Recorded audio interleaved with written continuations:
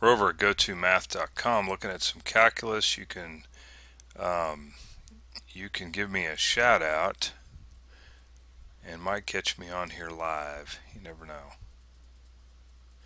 Well, we're doing infinite limits and we're in this section right here. Okay? We're looking at the limit as x approaches 2 from the right hand side of 6 over x squared minus 4. Let's go to the board. Of course, erase all that. I always forget to erase that stuff.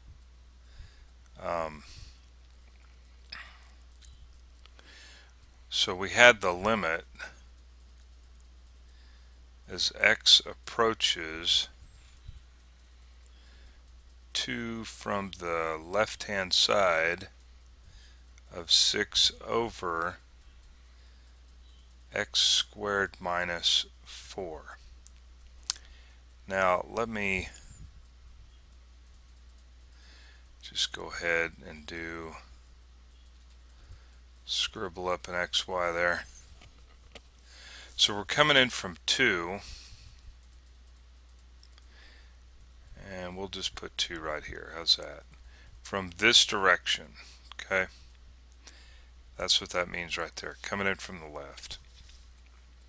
Now we can look at this numerically, and we'll say f of x is equal to 6 over x squared minus 4, and plug in numbers like, for example, 1.99 into this guy. 1.99 squared minus, look at this numerically, and then we could look at 1.999, plug that in, and find out, take a guess of what's happening to the graph, right? Or we could do like in the last section, we clicked on button 1, is finding the vertical asymptotes and getting an idea of what this graph actually looks like by just graphing it, okay? We could do that also.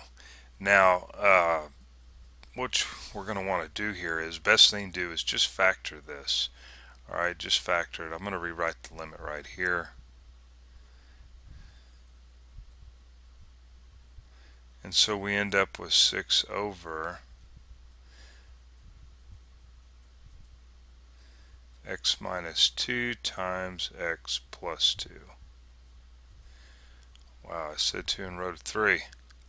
Okay, so we have vertical asymptote at 2. That's what makes the bottom 0. And we've got another vertical asymptote at negative 2, which we're not really talking about, but because we're just kind of focusing in on this one here. Now the question is the graph above the x-axis or below the x-axis? So we know that the graph is going to come up like this right here, or it's going to go down like this, okay? And what you can do is just plug a number in like 1, right? So we plug 1 in, and we get a negative number in the bottom, positive number in the top, so that whole thing's going to be negative. So it looks to me like that the graph is probably going to go down like this right here. If we were to plug 0 in, we'd get a negative 6 over 4, which means it's crossing right in here somewhere. It's going down.